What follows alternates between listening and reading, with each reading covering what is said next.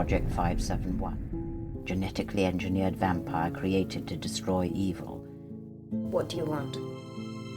We need your help to kill a vampire. Malleus Maleficario. It was written by a witch. The first witch. Titania. That was a little snippet from The Witch's Hammer, the first film I ever solo directed, and it's just been remastered and re-released on Amazon. So if you like witches and vampires, then please do check it out. Anyway, let's get on with this week's episode. How much do you think you've spent on film festivals?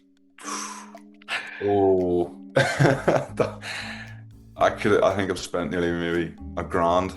Really? And are you, obviously it's your first feature, do you think you've been strategic enough?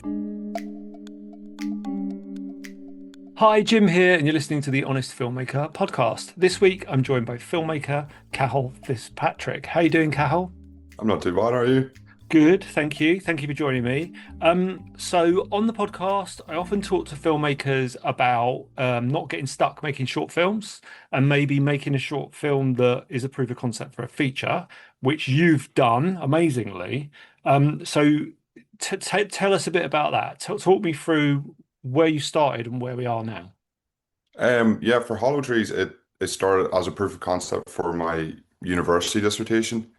And then I think I always wanted to make it into the feature. Once we finished, we shot for like 2 days and it was just a 20-minute long first 30 pages of this feature script that I wrote. And then as the years went on, the script changed a lot and things like that there. But I think I didn't expect the sort of, audience that it did get on YouTube and stuff. But I think making a proof of concept gives you that motivation to, continue it and make it into that feature. So that was the plan, really, to eventually finish it when I got the time and money, which took a lot longer than anticipated. I bet it did. But just for reference, so you put the short film up and it's got like 4 million views on it. Yeah. So was that a surprise? Were you how did you manage 4 million views? Oh, huge surprise. I don't know.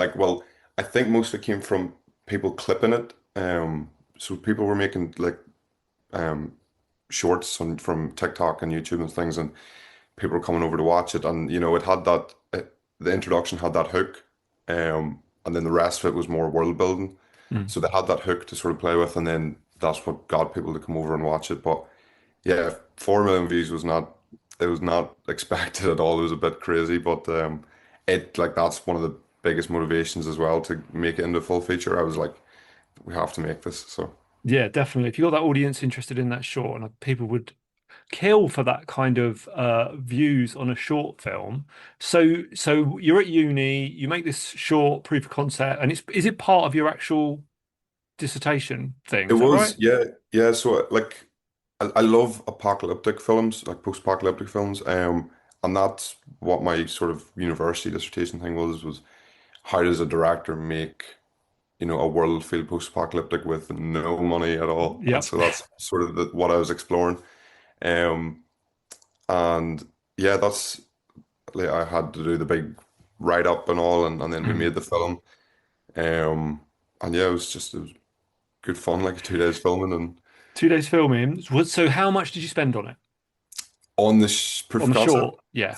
£500. £500, right? So I'm going to include in the description. I'll include a link to the short and the trailer for the feature. And even though you can see a marked quality improvement in the feature film, the short film still looks really high quality, especially for £500. So how did you manage that? So it was my friend. Well, we rented a camera from the university, and my friend Ross and some I live with a bunch of lads who love film, and we're always like ready to jump on each other's projects and make these things. And I don't know. I think it was maybe just the world itself that made it look that higher budget. All the locations that we use are really close to where I live in the Mourne Mountains, and it was just important to sort of showcase that world and make it look as big as possible and really lived in. And I think that's one of the biggest aspects to making something look bigger than what you have, money wise. Yeah. So that what you're hooking into there is that finding a location that adds money on screen. Obviously, if you've got beautiful surroundings around you that look really Mm. cool, that's perfect.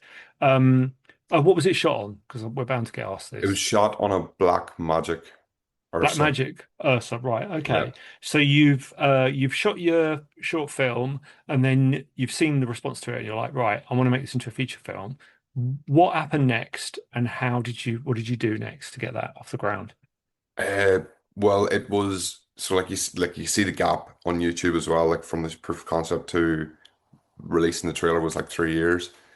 Those 3 years was just spent saving money to make it. I did apply for like funding schemes and things, Hmm. um, but none of them were really like kicking off. Um, I was in talks with someone for a while and that died down, and then I had all these different versions of the script written. So I think I went through maybe six or different versions of the script, and the last one was like just write better, just labeled that. Um, and then I suppose like a lot of like when I was driving around where I live, every place I seen was like that would be good. That's a good location. That's cool, because it had to be abandoned and post-apocalyptic, and so it was important to have like bigger scale, but not as big of a budget. Bigger than what we had for the proof of concept, but Hmm. again, it was just all self-funded and um, with the same team that Yeah. I had on the proof of concept, we were able to, sort of make it seem like it's big budget film. Like So what's the budget for the film, the feature film? the feature was budget was 9 grand, 9 grand. Okay, that 9 grand. surprises me looking at that trailer. Like I say, it looks. And what's that shot on? That was shot on a Sony FX3. Sony FX3. So that looks really Yeah. good. So you've obviously got a really good team around you there. And how does it compare? Like how many people you had working on the short to how many people you had working on the feature? So on the short, it was sort of the same, a bit smaller crew. But on the feature, it was 11 cast and crew altogether. Mm, It was Ross Parr was my cinematographer. I had the same well, Tom Karras, he was playing the lead, and we auditioned for the new characters that were sort of written into the script, and Tom Stafford from a sound, and then the lads Dario, Nunez, John Farley, like they are the boys that I lived with, and we've made films for years now, and I was just like, lads, I want to make this film, and they're like, let's do it. So I just just do like it. having their support as well and their help, it like huge, like it really helped me. Yeah, that's nuts. And I guess what's slightly depressing about that is that you've got this short film that's got 4 million views, and that's not necessarily aided you raise the finance. So you've had to kind of raise that money yourself, but you've still managed to get it done, which is the main thing. What was the big kind of learning curve for you and the biggest challenge of moving from a short to a feature length film? Um, well, as I said, like, the proof of concept was the first 30 pages of the feature, and the very old script, but it was so I had intended to film the rest like in the next month when I did do the proof of concept. I was like, we're gonna get the rest of this done. For the feature, we shot just 2 weeks straight. Um, we had one day off and just kept bombing it out, and you can see the sort like I've worked on sets nowadays, and you can see like people's motivation drop, and people get tired and they need a break and stuff. The people in this here were just all go full steam ahead, like, and um, it was just it's a huge scale to put in, to compare to like a short film and a feature. I think just having the right team is going to make all the difference. We this Hollow Trees is very ambitious for what we had, with like the locations and the story and the world and whatnot. But it was big. It was a big difference from proof of concept. Proof of concept, we were in like 2 locations max, Mm. but this was just we had everywhere to go and not all the time in the world. So Yeah, I bet. And also you got that added pressure of the fact that you are making a feature film that needs to kind of make sense and be this thing, whereas your other one's short, so you can sort of fix it and post if you need to. Give me the pitch for the feature. Give me the story. so Hollow Trees follows a father and son in the post-war Ireland when they are haunted by a mutated entity that can imitate humans. Lovely. And what are you drawn to genre? What's your kind of, is that your Yeah, bag? I love horror. I love horror films. I love writing different things as well. So like there's things that aren't horror that I've written, and my friends are all saying, "Oh, you should do a comedy sometime." And I'm like, oh, I don't know. But horror is usually the one that I like go to a lot. I love sci-fi, and at the minute you're sort of restricted to writing what you could do now. So I haven't like I did write a script there that's this sort of Irish war epic that's would be a lot of money to Mhm. make. But I've written it anyway, and I'm like, yeah, if the day ever comes where I get the budget, I'll make that. Right now, I've just sort of written smaller horrors, and I'm sort of like in the development stage of making another one, like another low budget horror. So I'll see. Is there anything you look back on now, you're like, oh, I wish I'd known that, or something you wish you'd going into that feature film? I think, well, every project that I'm on, I'm like, oh, I've learned something new. Like every day is a school day, I suppose, on a film set. Um, there are things, in the feature that, like, for one thing, I wish we had more lights. Like lights were a big thing. A lot of it is all natural lighting. Even in there's scenes where they're eating dinner, and it's all candlelit, and we didn't have these big lights to make it look nice. So with my friend like down on with a softbox, just flicking his hand to make it look like fire and stuff, and um. So I think like if I was gonna do it again, I'd be like let's get as much lights as possible, really. Mm. But again, like less lights sort of sets the tone for this world as well because there's no electricity and so I think that's the biggest thing I learned was lighting is so important as well.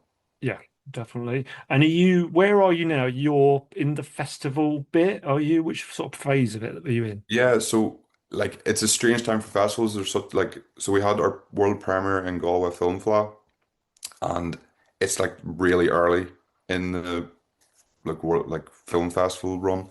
So it's really early, and then there's just this long gap before you even hear about if you're getting in or not. So, Mhm. but to, I've submitted the film to like multiple festivals in the UK and America, and from the proof of concept, the majority of the audience comes from America for what it is, like the whole Right. Skinwalker vibe and stuff. Yeah. Um, so at the minute, I'm still waiting to hear if it gets into other film festivals. But hopefully. Yes. Yeah. I hope it does. And how much do you think you've spent on film festivals? Oh, I think I've spent nearly maybe a grand. Really? And are Yeah. you, obviously it's your first feature, do you think you've been strategic enough? How have you approached picking these places? Um, I've sort of, so like some, at the start, I was applying to festivals and, you know, that were next year and I want them this year. And um, when we applied, when I was accepted for Galway, that was going to be the world premiere. And, a lot of the festivals I applied for only accept world premieres. So then Mm. they were immediately cancelled, there's no way they're getting in. Um, so I think I could have done better with selecting, the certain ones, but there's some festivals that we're in with another movie from John Farley and Taibsha, who's the Irish language horror film. And it had a really good festival run. We were all over Ireland, we're in America and went loads of places in Europe. And from that, I sort of learned that, a lot of festivals love Irish horror or horror in general and stuff and support that sort of genre. So I submitted to a lot of them and yeah, I just have sort of waiting to see. Yeah, fingers crossed. It's a difficult one when you're looking at, I'm assuming you've used Film Freeway, and you're looking at that page that's got all of these dates coming up when you're going to find out if you get into stuff. It can be quite nerve-wracking, especially if you've invested all that money in it. And are you waiting on sales and distribution? Are you chatting to people now? What's your plan with that? So yeah, there's been a few after the trailer came out. There's been a few people reached out. Like personally, I'm like I wanted to premiere in the US first before I start saying yes to anything. Mm. Um, but very, very new, fresh people like talking to me like, nothing major discussed, just asking to see the film, and said they've seen the proof of concept and they've seen that it's been turned into a feature and they'd love to get a screener. So I'm like, oh, okay, yeah, sure. Yeah, More get a worries screener there. earlier. Yeah, don't sign anything until you've got till you've checked those people out for Yeah, sure. And do you think what's the looking back on the feature, what's the biggest mistake you think you made? the biggest mistake would maybe I wouldn't say rushing. Um, like we really utilized the 2 weeks that we had, but maybe like I wanted to get it done as soon as possible, and you know we had 2 weeks where everyone was off work, and um like we were able to do it in that span. But like I'd love to take more time, more days, and like have longer to, like I've seen, like, from working on TV shows here as well, they're months to do, and obviously they're a very long thing to do, but feature films as well, they take months, and to do this in 2 weeks, you're like, okay, that's a lot. But I think, yeah, I'd love to. The biggest mistake was like trying to get it all in 2 weeks, which we did, but it takes a toll.